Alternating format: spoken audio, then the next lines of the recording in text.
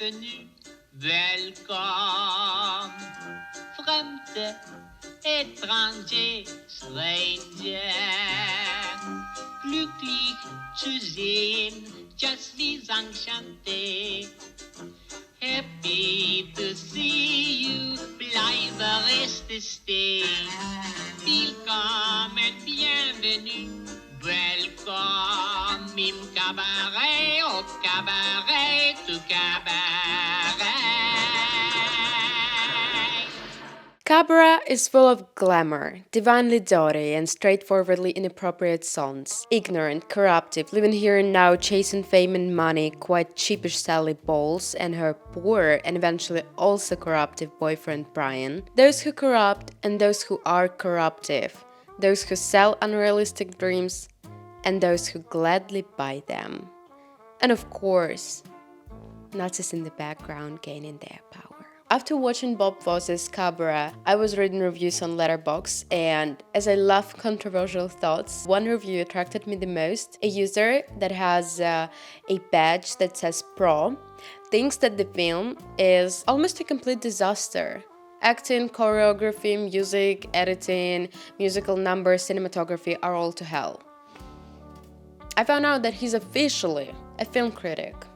He liked one specific musical number. He wrote, "For Grey, If You Could See Her is beautifully sung, catchy, and incredibly entertaining. It is also thematically relevant with a great take on accepting a person for who they are and not judging a book by its cover." The song is mirroring the way Jews began to be received in a society when Nazis gained more and more power. This is what cabarets did back then, mirroring the social and political changes through social criticism and political satire to entertain people and have freedom of speech. The song is not about a sentimental way of accepting a person for who he is. It's a cabaret, goddammit. And he is not a quite bright but very engaging review. He also didn't hesitate to mention the way the LGBTQ community is represented in the film and how brave it is to show us that you can be whatever you want, blah blah blah. He's a film critic, but it's likely that they didn't teach him in school to the art of researching to know why the LGBTQ community is in the film in Berlin in 1931. Or he just doesn't know how to take his job seriously. But of course, he's one of those who thinks that the cinema has the one and only great purpose: to moralize us. So I decided that I would spend some of my treasures time to research the topic, and eventually I would make a video telling you that his take on the film, well, is not a very correct one. I found out that it was a terrifying yet magnificent hour of the Cabaret of the Weimar Republic, and the time that is so terrifyingly captivating that I can do nothing but to tell you more. Let's dive into the very beginning. There are two different terms, cabaret and cabaret. In the 20s, there was no difference between those two. The difference came only decades past in the 50s, so I won't make an accent to differentiate those two. Cabaret came to Germany from France. Originally in France, it was perceived as a variation of an intellectual café. Bohemians of the Latin Quarter inspired the first modern cabaret in Paris that emerged in the new Bohemian Quarter after the Paris Commune, Montmartre. Rodolphe Zali, an entrepreneurial entertainment agent, created the Chat Noir in 1881. And only 2 decades passed. In 1901 did cabarets appear in Germany. And as we know, the first cabaret was introduced to the public by Ernst von Wolzogen in January 1901 in Berlin. The audience's reaction was quite successful, so a few more cabarets opened in big cities. The main topics of the cabarets of Imperial Germany were fashion, sex, and politics. They used satire as safe protest. As you can guess, in 32 years, it won't be safe anymore. At the time, it had been 13 years before World War I started, so there was no censorship in cabarets. Well, perhaps there must have been some sort of censorship, of course, but there you could feel an atmosphere, a spirit of an almost pure freedom. When World War I started, the censorship got a much higher degree, and the song lyrics and the numbers had to be purely nationalistic. At the time, critics of the cabarets existed in some form. Max Hermann Nies was a well-known author and a cabaret critic. He once wrote about the change of cabarets during the war. Cut off from contact with European neighbors, German cabaret sank to the lowest capabilities of the genre. Incompetence justified itself by means of inflammatory orgies of patriotism, and the conferencier guaranteed cheap applause with German nationalist editorials. But let's switch the topic to the Weimar Berlin cabaret era. The Industrial Revolution, Technological Revolution, Cultural Revolution, Sex Revolution. Everything changed rapidly. There was already a migrant entail in Berlin by 1918. Artists, radical thinkers, free-spirited personas, dreamers were coming to Berlin from Austria, France, Turkey, Russia. In 1880, the population in Berlin was 1,300,000. By 1918, there were already 4 million people in Berlin. And I bet that people at some point had incredible fun in Berlin. Berlin had it all. Beautiful cars, fashion at its best, consumerism grew, the silent films were rocking, festive theaters could count crowds of goers. 1918. Berlin became the capital of the First German Republic, and Germany became known as Weimar Germany. And the whole fun from its highest seemed to be swiftly dropping to its lowest within a few years of the existence of the Weimar Republic. The soldiers that came back home were upset with the results of the war, with the economy, with the things that they were being told to once again brainwash them. In 1920, the German Workers' Party changed their name and became known as the National Socialist German Workers' Party, or Nazi Party, if you will. Adolf Hitler already began to slowly sharpen his claws. There came an inflation that was frightening at its scale, a hyperinflation to be clear. The rich people became so rapidly poor that they couldn't afford to buy a loaf of bread. And I'm not exaggerating. There was a currency in Germany at the time. It's called, I won't try my German pronunciation, I'm very sorry, but I will say it with this, my accent, English accent. Reichmarks. In 1922, the cost of one loaf of bread was 3 Reichmarks. In November 1923, the cost was 80 billion Reichmarks. Yes, with a B. Soon there was already a new currency in Germany, Rentenmark. For a better understanding, $1 was equivalent to 4.20 Rentenmarks, and 1 Rentenmark was equivalent to 1 trillion paper marks. With a T. The reparation payments, as outlined in the Treaty of Versailles, caused a huge resentment in the populace and its politicians, and the blundering attempts to defy it led to a rapid devaluation of the Deutschmark. By mid-1923, millionaires were becoming paupers overnight, and a life savings would not even purchase a loaf of bread. Money was literally carried by the wheelbarrow full. Bankers' wives, daughters, and grandmothers could be seen selling their bodies on the Unter den Linden Avenue. Prostitution soared. This indirectly created a revolution in sexual morals. Why should a bride hold her chastity until marriage when her dowry was worthless? However, the new currency did good for the economy and prevented hyperinflation. By the end of 1922, there were many brutal political assassinations in Germany, which later became one of the most popular song topics in cabarets. With all that being said, people needed that entertainment that cabarets could give them, as well as films. In the 20s, Germany gave the world such films as Nosferatu, The Cabinet of Dr. Caligari, Metropolis, M, Pandora's Box, and many more. The good times, the golden 20s, came to Germany in 1924 and lasted for 5 good years. There was a revolution in arts towards the modernism, the Neue Sachlichkeit, the new objectivity. The arts were moving from the old toward the new. Literature, poetry, cinema, opera, painting, architecture, and street theaters broke the new ground. Can you imagine how painful it was for the conservatives that lived in Berlin in the 20s? God. What enchanted the audience to go to the cabarets was the variety of genres that cabarets could offer them. The establishments were for everyone, any class, any sex, orientation, or race. And I have to mention jazz here. We all know that jazz went viral all around the world, including in Berlin. Viennese waltzes were replaced by a playful, danceable, loud, and enchanting genre. Fitzgerald called the 20s the Jazz Age. And who could know better than Fitzgerald? Modern young German women became Americanized, wearing makeup, having those short American fashion haircuts, smoking cigarettes, breaking new ground and expressing themselves. And talking about arts and cabaret, we all have to remember that there were so many Jew performers, musicians, writers, artists, and they contributed so much to the arts at the time. Of course, it was before Hitler established a ban on Jewish performers in 1933.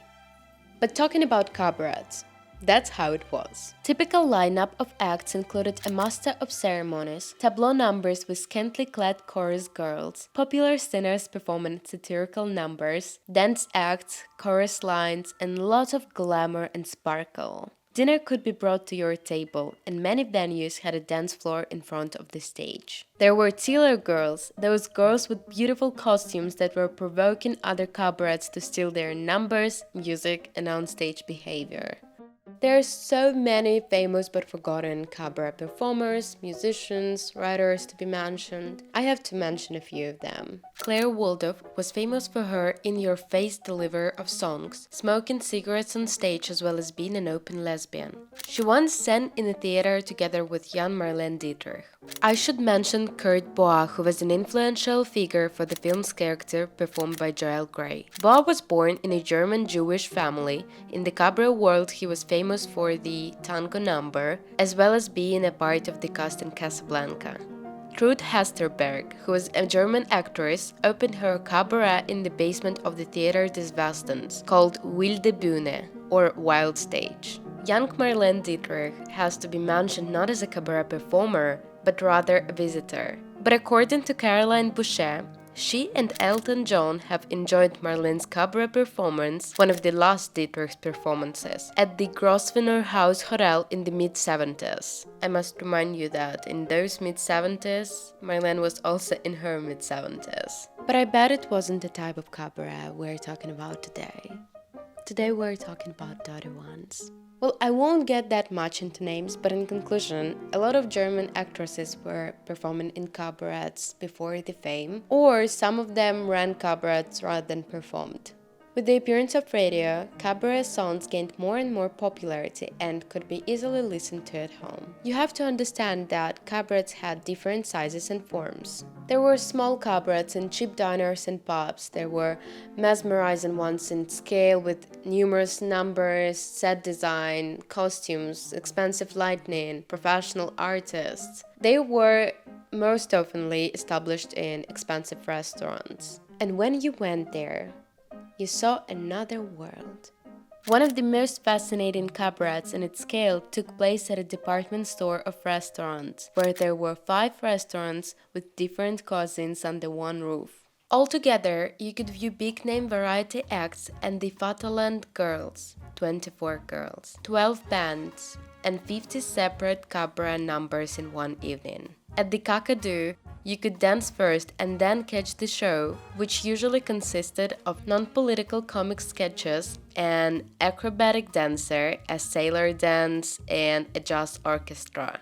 The Resi provided female-only and male-only orchestras on opposing landings, and boasted 86,000 electric lightning fixtures and whirling mirrored globes. The Rio Rita bar provided a more intimate local, with a blind pianist leading a highly regarded jazz orchestra, playing the latest popular songs and tangos. Opium and cocaine could be purchased there. At the Stokes Nest Cabaret, said to have been the model for the cabaret in the Blue Angel, where all the performers sit and take turns replacing the last entertainer who performed.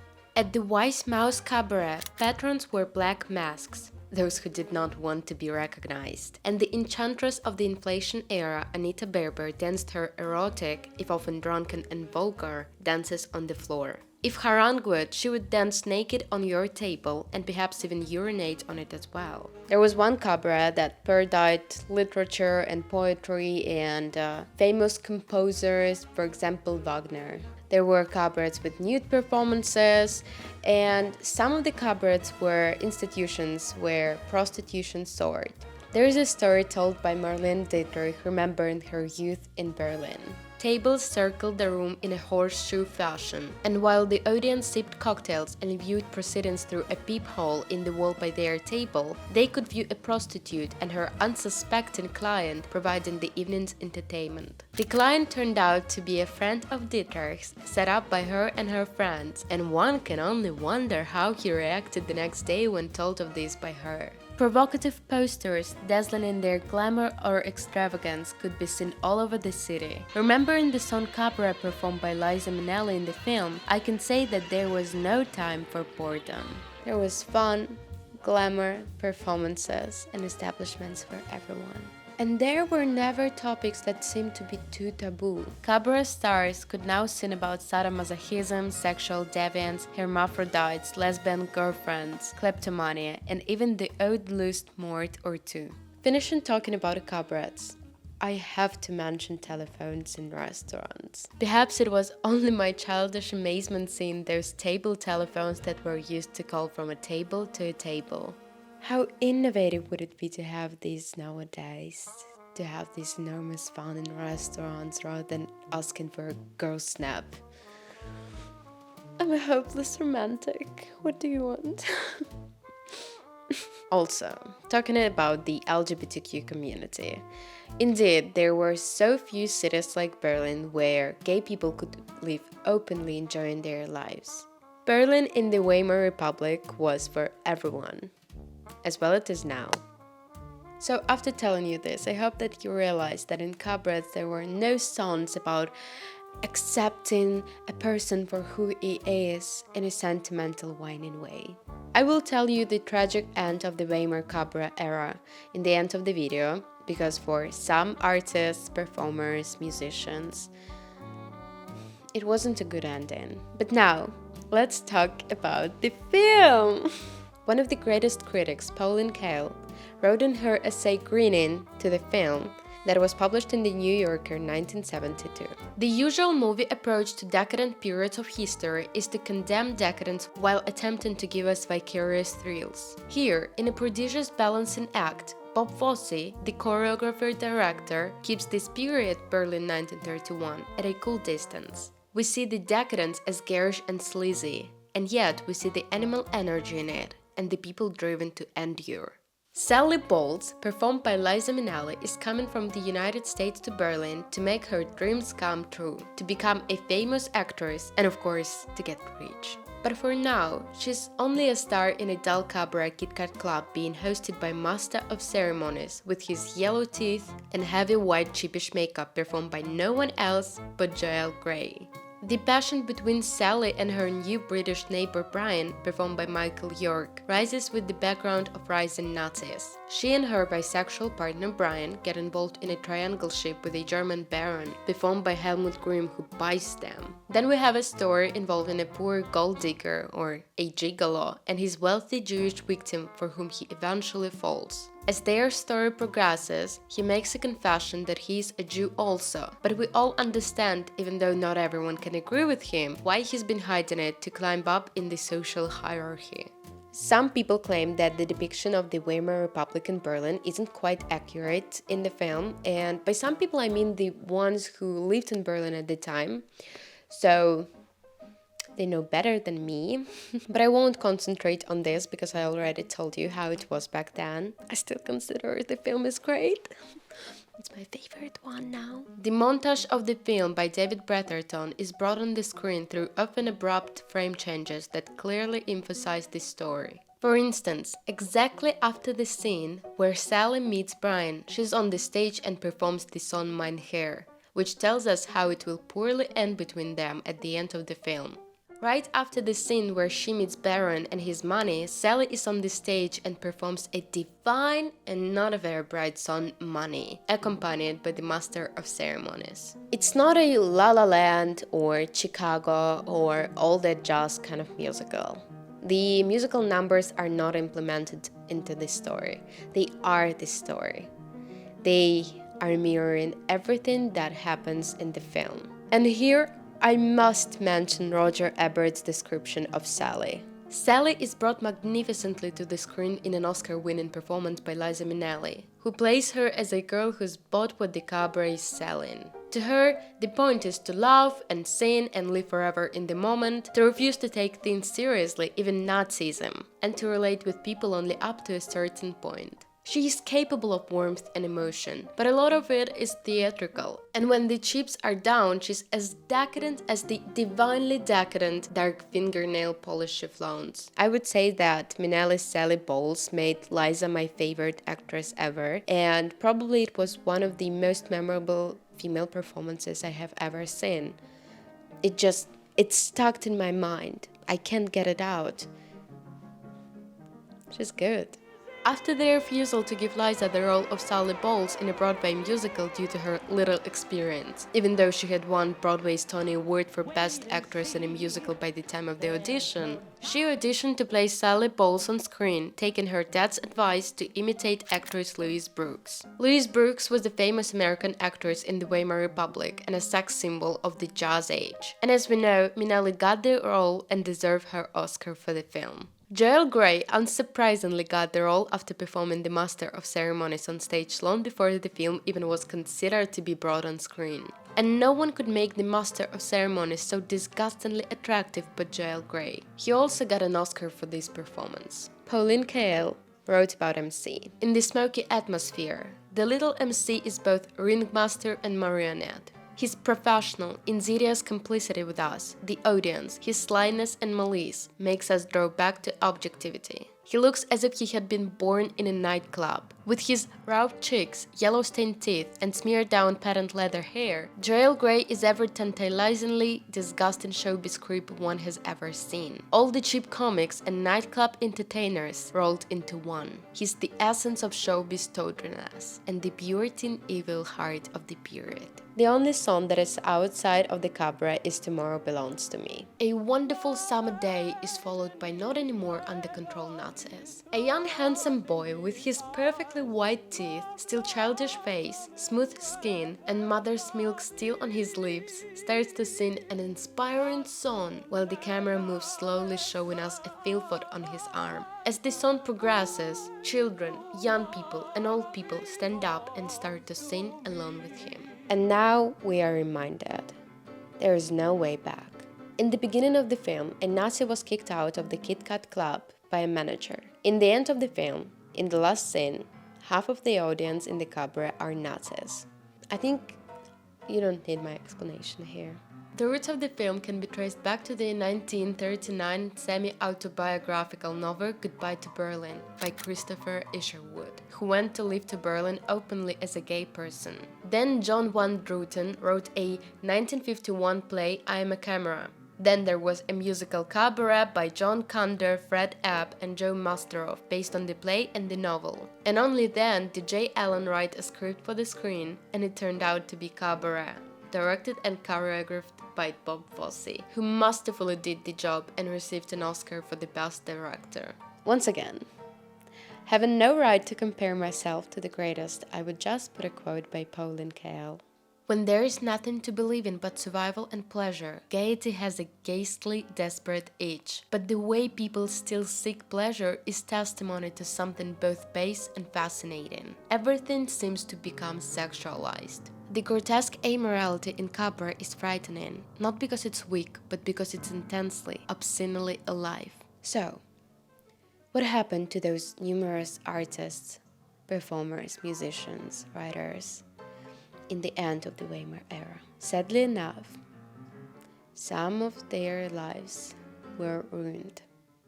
The economic recovery of Germany from 1924 to 1929 was mostly dependent on the American capital. And as we know it, in 1929 there came the Great Depression. and there came an economic depression to Germany. By 1932, Germany could count up to 6 million unemployed people. And Nazi Party, from a previously minor party, went swiftly, quickly, and decisively to the second largest party in Germany. In January 1933, not without some difficulties, but finally, or it would be better to say unfortunately, Adolf Hitler was appointed as the new head of Germany, the Chancellor. The end point of the Weimar Republic is considered to be marked by the Enabling Act of 1933. The Enabling Act of 1933 was a law that gave the German cabinet, most importantly the Chancellor, the power to make and enforce laws without the involvement of the Reichstag or Weimar President Paul von Hindenburg, leading to the rise of Nazi Germany. Critically, the Enabling Act allowed the Chancellor to bypass the system of checks and balances in the government. By the 1st of April 1933, the boycott of Jewish businesses began along with the prohibition of Jews from performing on stages. Anyone not adhering to Nazi Party policy was removed or eliminated. The Nazi authorities demanded complete depoliticalization of the cabarets, and those who would not comply were dealt with severely. The lucky ones escaped abroad to find work in Paris, London, or Hollywood. Too many did not escape and were interned in concentration camps, never to return. The Berlin cabaret era had ended. A few of the cabaret artists and performers who were transported to concentration camps were forced, either by the Nazis or by sheer desire for survival, to perform there in cabarets staged by themselves. These performers, placed in concentration camps because of their art, ethnic background, or sexuality by the Nazis, saw their captors in the audience, applauding for them as they performed. Certainly, this irony was not lost on them. Perhaps the sarcastic irony, which Berlin Cabaret was famous for, had not perished after all, however gruesome their conditions had become. Well, sadly enough, one of the most glamorous decades ended so poorly. I hope that I encouraged you to watch Cabaret by Bob Fosse or to rewatch it with the new perspective on it. Thank you for watching this video. I'm asking for your kind support to subscribe to my channel and to like the video. Bye, darlings.